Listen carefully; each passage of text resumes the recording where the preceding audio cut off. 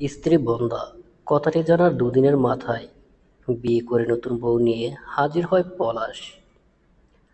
পলাশ যখন দ্বিতীয় বউ নিয়ে হাজির হয়, তখন মীরা সদ্য মাতৃত্বের স্বাদ ঘ্রাণ নিতে না পারবে না যেন ভাঙার নারী। তাকে দ্বিতীয়বার ভাঙতেই বোধ হয় পলাশের এমন আয়োজন।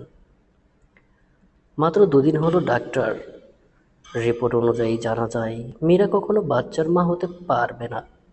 তার সমস্যা রয়েছে। এর মাঝে পলাশ বিয়ে করে চলে এসেছে। মীরা কল্পনাও এমন দিন ভাবেনি। এত সহজে পলাশ তাদের 10 বছরের সংসারের ইতি টানল। এত সহজে।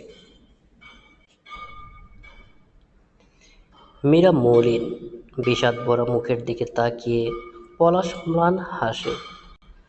তাকে সান্ত্বনা দিয়ে বলে, তুমি চিন্তা করো না মীরা, তুমি এবং তুনা দুজনে একসাথে মিলেমিশে থাকবে।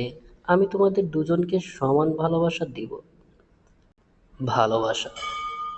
মীরার মুখ দিয়ে উপহাসের সুরের শব্দটা বের হয়।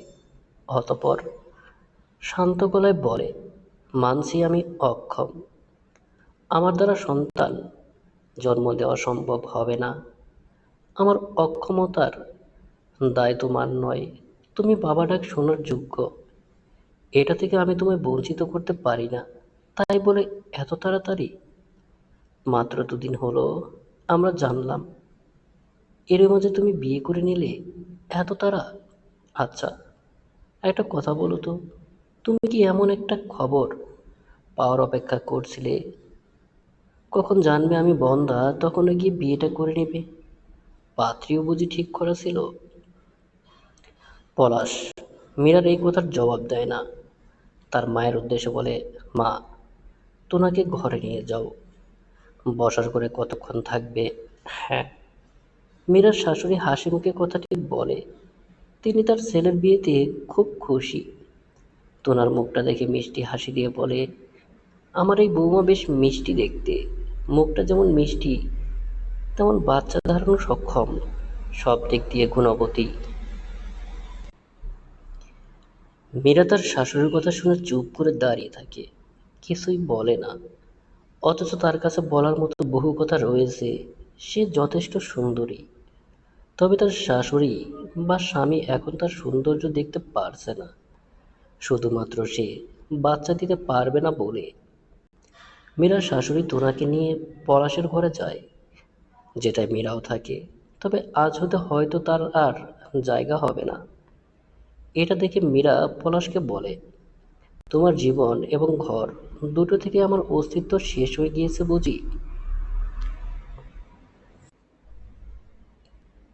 পলাশ কথাটি শুনিয়ে এগিয়ে আসে। সে মীরার হাত ধরে, অতঃপর আদরে গলায় বলে, তুমি এভাবে বলছো কেন জান? আমার জীবনে তোমার অস্তিত্ব ছিল এবং আছে, সেটা থাকবেও। তবে ও নতুন বউ তো। তাছাড়া আমাদের বাচ্চা দরকার। বাচ্চার জন্যই তোকে বিয়ে করা। তাই এখন একটু খাতির যত্ন তো করতেই হবে, তাই না? ও এখন অন্য ঘরে থাকলে ভালো দেখায়। প্লিজ, এতটুকু ম্যানেজ করে নাও। সত্যি কি এই বিয়ের খুব প্রয়োজন ছিল? মীরা খুব শান্ত গলায় জানতে চায়। পলাশ তার হাত ধরে রেখে বলে, ছিল। প্লিজ মীরা, এটা নিয়ে মন খারাপ করে থেকো না। সমস্যা তো তোমারই, তাই না? 10 বছর তো দেখলাম। যদিও এতদিন ডাক্তার সেভাবে সমস্যা বলতে পারেনি, এখন তো বলেছে তুমি বাচ্চা দিতে পারবে না। এভাবে চলে বলো? বাচ্চা ছাড়া সংসার হয়? আর তুমি বাচ্চা দিতে পারলে আমি এমনটা করতাম? করতাম তো না। এটা তুমি একটু বোঝার চেষ্টা করো, দেখবে মন খারাপ লাগবে না। তাছাড়া আমি তো তোমার সঙ্গেও থাকবো, সারা জীবন থাকবো। মীরা কোনো কথা বলতে পারে না, শুধু হাত ছাড়িয়ে নেয়, অন্য ঘরে গিয়ে দরজা বন্ধ করে দেয়। যদিও তার বলার অনেক কিছু ছিল, কিন্তু বলতে পারেনি। সে চাইলে পারত পলাশের থেকে জবাব নিতে, কিন্তু নেয়নি। কি দরকার? কোনো কিছু করলেই কি সত্যিটা মিথ্যে হয়ে যাবে? যাবে না তো। তাছাড়া মীরা যখন জানতে পারে সে বন্ধ্যা, তখনই বুঝতে পারছিল তার স্বামী ভাগ হয়ে যাবে। সেদিন তো বাসায় আসার পর শাশুড়ি মুখের উপর বলল, বাচ্চা না দিতে পারলে ওই মেয়ে ঘরে রেখে কি করব? বাবু, এবার একটা বিয়ে কর। আর যাই হোক, বাজা মেয়ে দিয়ে সারা জীবন সংসার হয় না। শাশুড়ির কথায় মীরা সেদিন কষ্ট পেলেও তেমন কিছু বলেনি। না ভেবেছে পলাশ সেই কথায় গুরুত্ব দিয়ে সত্যি বিয়ে করে নিয়ে আসবে, তাও এত তাড়াতাড়ি। মীরার মনে প্রশ্ন জাগে, আচ্ছা, আজ যদি পলাশ সক্ষম হতো, তবে কি আমি দ্বিতীয় বিয়ে করতাম, তাকে ছেড়ে দিতাম? সজল সব শুনে ধপ করে মাটিতে বসে পড়ে। তার পক্ষে বাবা হওয়া সম্ভব নয়, কখনো সে বাবা হতে পারবে না, এটা জানার পর হতবাক হয়ে যায় সজল। তার সঙ্গে কেন এমন হলো? সে বাচ্চা কত পছন্দ করে। সজলের এমন ভেঙে পড়া রূপ দেখে রিমা এগিয়ে আসে।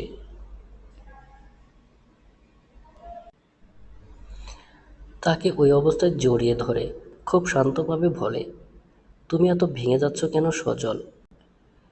এতটা ভাঙার মতো কিছু হয়নি। তুমি কি বলছো? এতটা ভাঙার মতো কিচ্ছু হয়নি? সত্যি কিছু হয়নি? আমি কখনো বাবা হতে পারবো না, এটা কি এত বড় কিছু নয়? অসহায় গলায় সজল বলে। রিমা তাকে সামলায়, না, এটা এত বড় ঘটনা নয়, খুব সামান্য, তার কাছে সামান্য। কোথায় বলা আছে যে বাবা মা হতে শুধু সন্তান জন্ম দিতেই হবে, তাছাড়া হওয়া যাবে না? রিমা সজলকে বোঝায় তারা একটি বাচ্চার দত্তক নেবে, অতঃপর খুব সুখী এক পরিবার সাজাবে। রিমার কথা শুনে ভরসা পায় সজল, তবুও মনে সংশয় জাগে। তাই জানতে চাই, তুমি সত্যি সারা জীবন আমার সঙ্গে থাকবে? থাকবো না কেন, সারা জীবন পথ চলার শপথ নিয়েছি, তো কথা রাখতে হবে না? কথা না রাখলে হয়? রিমা খুব সুন্দর হাসির সঙ্গে কথাগুলো বলে। সজল অবাক হয় রিমার কথা শুনে। তাকে, তার সংসারকে ভালোবেসে মেয়েটা মাতৃত্বকে ত্যাগ দিল, এতটা সহজেই ত্যাগ দিল, কিন্তু তার জায়গায় সে থাকলে কি একই কাজ করত? পারত? সজলের মন জবাব দেয়, হয়তো না। সত্যি না। যুগে যুগে সংসার সম্পর্কের জন্য ত্যাগটা নারীরাই করে, পুরুষরাও করে, কিন্তু নারীর চেয়ে বেশি নয়, বহুগুণ কম। নারীর অল্প ভুলে পুরুষের মুখ দিয়ে খুব সহজে বের হয় 3 অক্ষরের সেই কুৎসিত শব্দটি, যার নাম দেওয়া হয়েছে তালাক। অথচ নারী পুরুষের বিশাল ভুলকে খুব সহজেই ক্ষমা করে দেয়। সমাজ বলে নারী নারীর শত্রু, ঘরে অশান্তি হয় নারীদের জন্য, কিন্তু এটা আদৌ কি সত্যি? আপনি যদি আপনার স্ত্রীর দুঃসময় ঢাল হয়ে দাঁড়াতেন, তার হয়ে প্রতিবাদ করতেন, তবে আপনার স্ত্রী, শাশুড়ি হয়ে কি না পাওয়ারের তীব্র আকাঙ্ক্ষা নিয়ে ছেলের বউকে হিংসা করতো? করতো না। মুদ্রার এপিঠ যদি দুঃখ থাকে, ওপিঠেও সুখ থাকে। শুধু আপনি, আমরা দেখতে পাই না, হয়তো দেখতে চাই না। সমাপ্ত।